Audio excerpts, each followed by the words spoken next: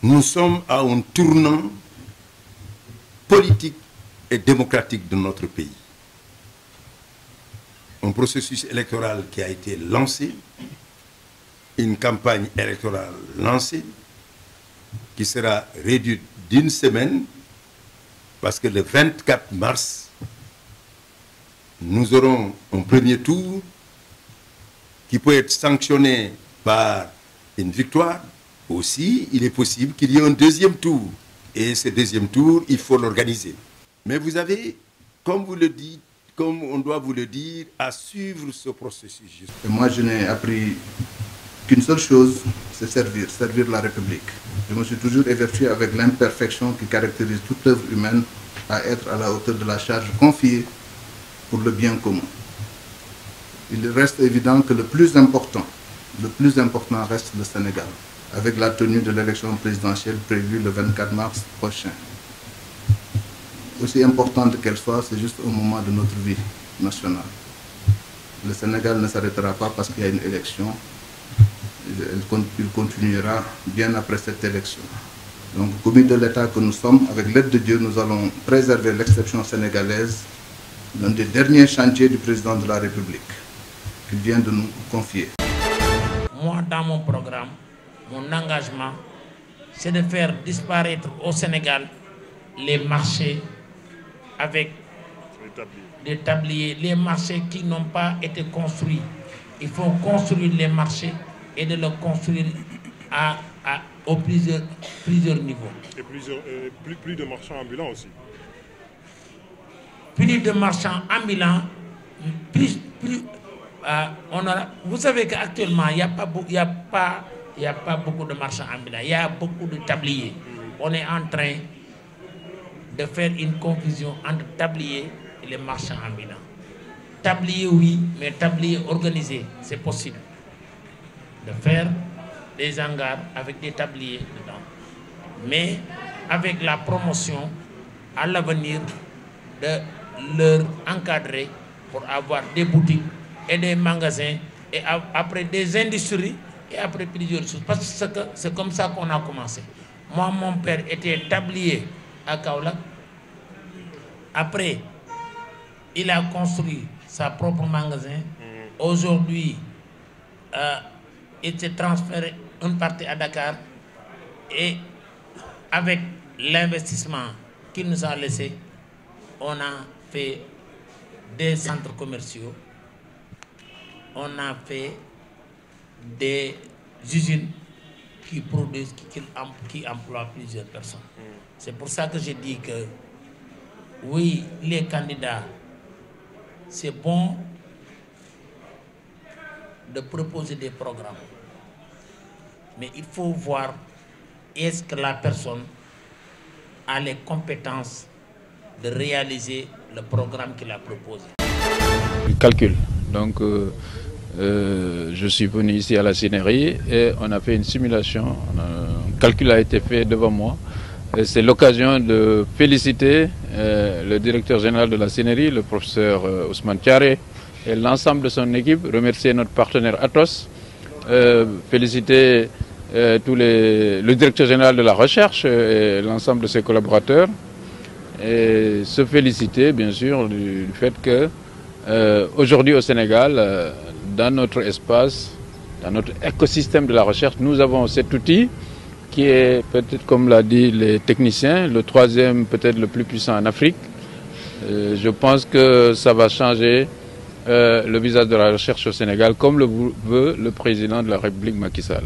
Ce supercalculateur est un investissement important du gouvernement du Sénégal dans le cadre du PSE pour le renforcement du capital humain, en particulier la recherche au Sénégal, la recherche scientifique. Donc je voudrais lancer un appel à toute la communauté scientifique sénégalaise, voire de la sous-région, pour venir éprouver cette machine. Je pense qu'elle est à la disposition de toutes nos universités, de tous nos chercheurs. Elle est disponible, donc nous demandons à tout le monde, tous les gens qui ont besoin de calcul, de venir vraiment faire leur calcul avec le supercalculateur. Après une visite guidée, nous avons pu nous rendre compte sur site de l'avancée du projet. Et en ayant fait le point, on s'est rendu compte que le taux de réalisation global est de 95% pour un premier baril attendu entre le mois de mai et le mois de juillet 2024. Et j'ai insisté au nom de son Excellence, Monsieur le Président de la République Macky Sall, parce qu'il y tient. Il tient à ce que le First Oil soit livré conformément au calendrier qui a été retenu.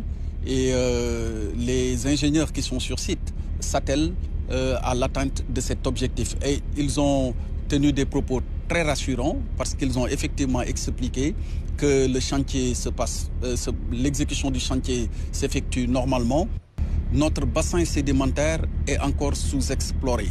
Sur un ensemble de 32 blocs répartis sur le territoire terrestre et le territoire maritime, 21 blocs sont encore libres.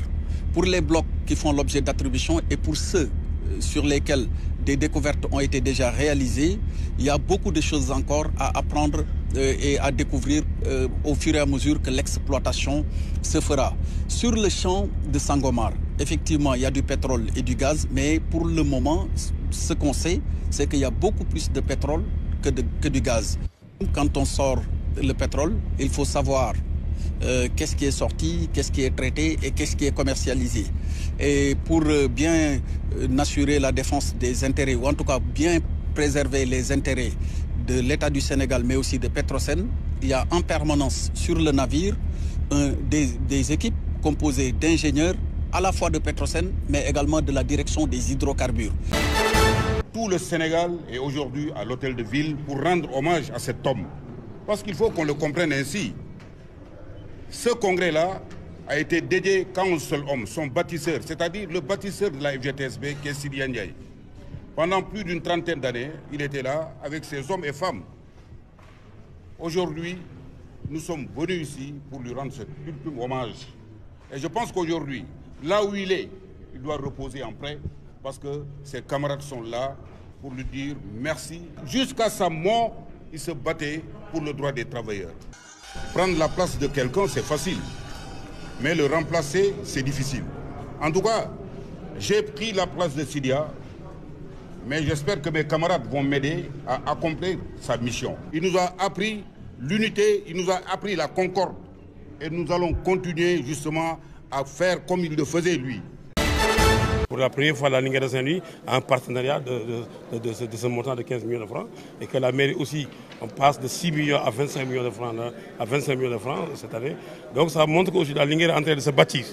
Et comme le modèle économique de la Linguère, c'est la formation, qui dit formation des jeunes, dit emploi des jeunes, et qu'aujourd'hui la fixation des jeunes, le capitaine de la Linguère l'a rappelé tout à l'heure, au lieu de prendre les pirogues, eux, ils ont choisi de rester ici au pays. Ce n'est qu'un premier pas pour un partenariat, mais pour développer ce partenariat de manière pérenne, il faudra que la Linguère soit performante aussi bien au niveau du championnat professionnel du Sénégal, mais aussi au-delà du championnat au niveau africain, parce que le FERA aussi est membre donc, de l'association des fonds d'entretien routier de l'Afrique. Et à ce titre, véritablement, il y aura une plus grande visibilité si la Linguère joue les premiers rôles, aussi bien au niveau local qu'au niveau africain.